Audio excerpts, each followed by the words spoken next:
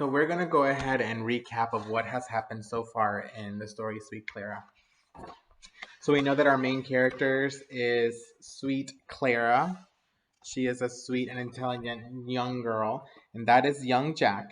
And we know that she was that Aunt Rachel was able to teach her how to sew. She was able to work in the big house with Mrs. Then she started hearing a lot of commotion about something called the Underground Railroad and also the North Star. So what happened was that she started to brainstorm and think how would be a way that I could get um, a map that would not be erased by rain or anything, and she thought of piecing together a quilt. While this is all going on, we know that poor young Jack was captured by the patrollers.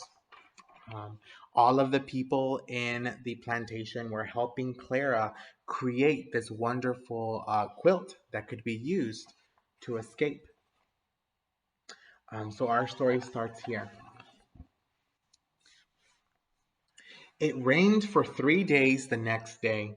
Me and Jack left home plantation in the dark thunderstorm. The day after, it was too stormy to work in the fields, so Jack wasn't missed, and Aunt Rachel told him I was sick. We went north, following the trail of the Freedom Quilt. All the things people told me about, all the tiny stitches I took, now I could see the real thing.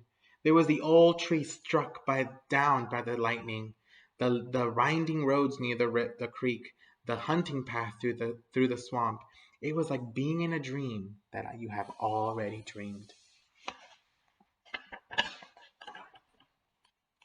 Mostly we hid under trees and walked at night. When we got to North Farm, Jack slid through the darkness to find what cabin my mama was at. Then we went in to get her and found a little sister I didn't even know I had. Mama was so surprised. Sweet Clara! She growed at so big. Sorry, Sweet Clara, you growed so big. Her eyes just like I remembered, her arms strong around me. Mama, I'm here for you. We're gonna go up north. We know the way. I was afraid they wouldn't come, but then Mama said yes. Young Jack carried my sister Anna, and I held onto Mama's hand. We kept on as fast as we could, skirting farms and towns and making our way through the woods. At last, one clear, dark night, we come to the Ohio River. The river was high, but I remembered the place on the quilt where I'd marked the crossing. We searched the brush along the banks until at last we found the little boat. Yes! This was hid here by the folks in the Underground Railroad, I said.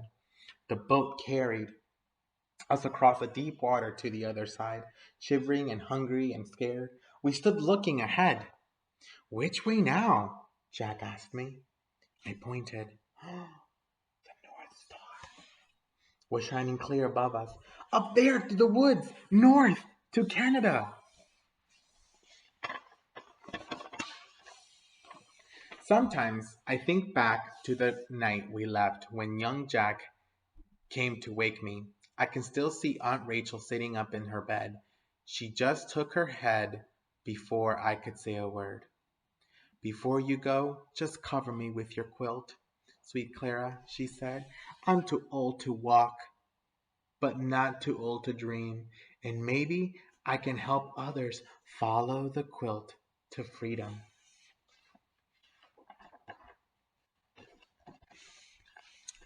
Aunt Rachel kept her word. The quilt is still there at home plantation. People will go look at it, even folks from neighboring farms. I know because some of them come and tell me how they used to get it for free. I know because some of them come and tell me how they used it to get free. But not all are lucky as we were, and most never come. Sometimes I wish I could sew a quilt that would spread across the whole land and the people just follow the stitches to freedom, as easy as walking a Sunday walk.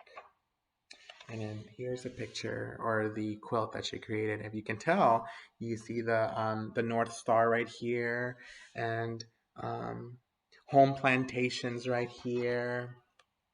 So, all right. So I hope you guys enjoyed Sweet Clara and the Freedom Quilt.